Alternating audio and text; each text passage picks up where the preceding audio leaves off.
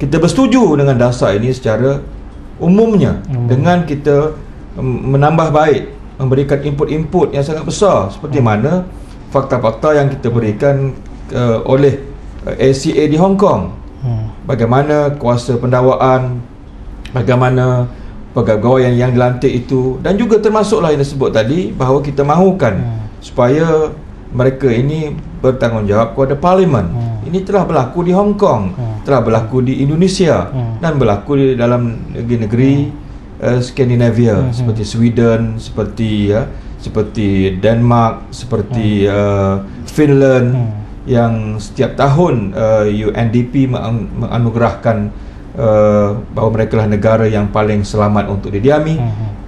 Di antara atributnya adalah betapa tingginya integriti badan-badan penguasaan, termasuklah dalam penjagaan rasuah. Jadi ini di antara cadangan-cadangan yang saya bawa, dan termasuklah mungkin saya akan mencadangkan supaya laporan-laporan yang dihantar kepada SPR itu juga akan kita dapat teliti, dan kita akan memastikan badan ini memberikan suatu sumbangan yang besar kepada SPRM itu sendiri. Dan saya akan mencadangkan supaya kita ada tempoh masa. Saya tak nak duduk dalam jawatankuasa ini hanya sebagai rubber stamp, hanya sebagai untuk celebrate ataupun seremoni kepada akta ini. Saya akan ambil satu jangka waktu yang munasabah.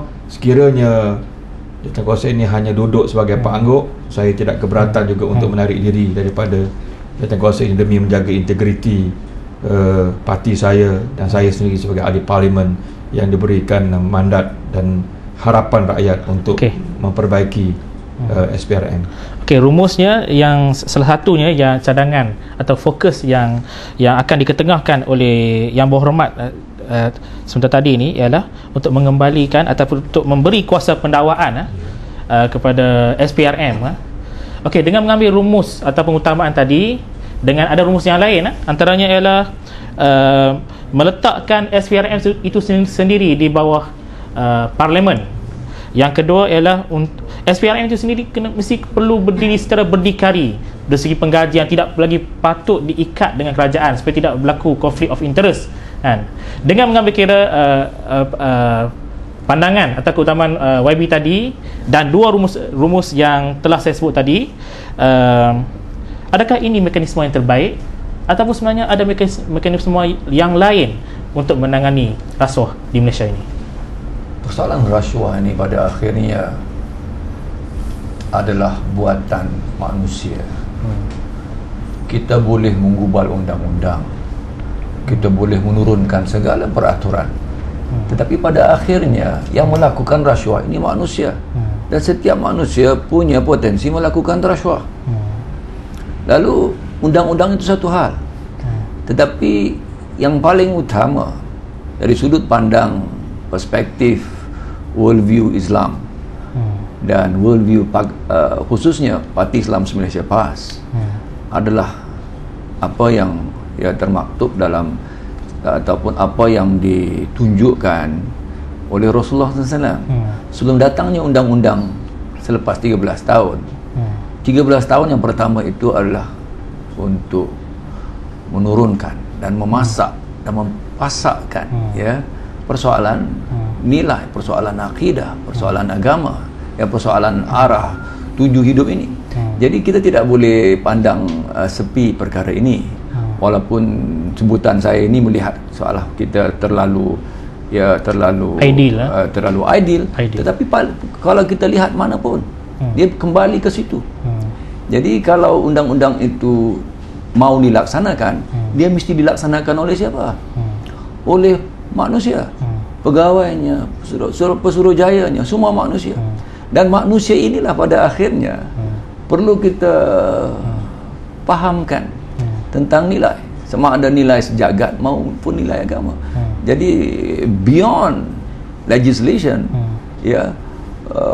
melewati ataupun melangkaui perundangan adalah perkara yang sudah menjadi kehilangan manusia itu. Ini persoalan nilai. Jadi pada pandangan PAS itu pertama, itu adalah utama dan pertama. Jadi Gandingan keduanya itu, ya, barulah ya dapat kita laksanakan. Sebab saya mulakan dengan apa yang disebutkan oleh, saya sedia untuk menyebutkannya sekali, apa yang disebutkan oleh tokoh dunia, integrity, Jeremy David Pope, orang antara orang nombor satu lah dalam mempelopori integrity ini. Beliau menyebutkan apapun undang-undangnya, saya terpaksa mengungkapkan pandangan beliau, ia pada akhirnya mestilah dilaksanakan, dan untuk dilaksanakan ia mesti bersabitan dengan manusia. Dan apa jenis manusia yang kalau dia tidak punya integriti boleh membawa kepada integriti? Kita hanya boleh memberi apa yang kita ada. Di situ ya pendekatannya mestilah beyond legal prescription ataupun beyond melepasi ya peruntukan undang-undang saja. Jadi saya harap perkara itu dapat kita fahamkan secara holistik, secara gandingan, ya, dan akhirnya inilah yang akan dapat memulihkan kembali persoalan integriti, persoalan marwah, persoalan amanah, ya.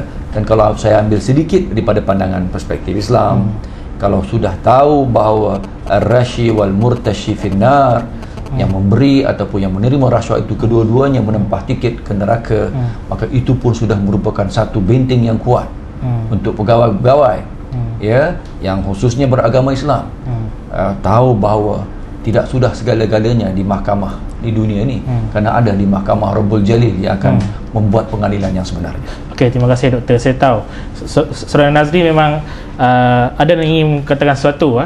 Okey, kita bincang dari segi konsep Islam dan konsep legal.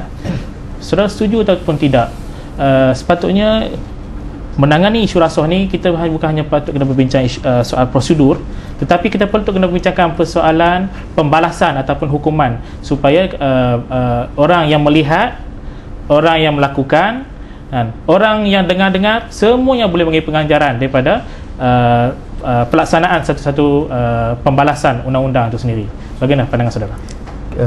Berkaitan dengan persoalan yang diutarakan itu, pertama sekali kita menjawab perkara ini, permasalahan tentang persoalan bahaya rasuah ini dari sudut idealism dan realism, bagaimana untuk kita mendepani masalah ini.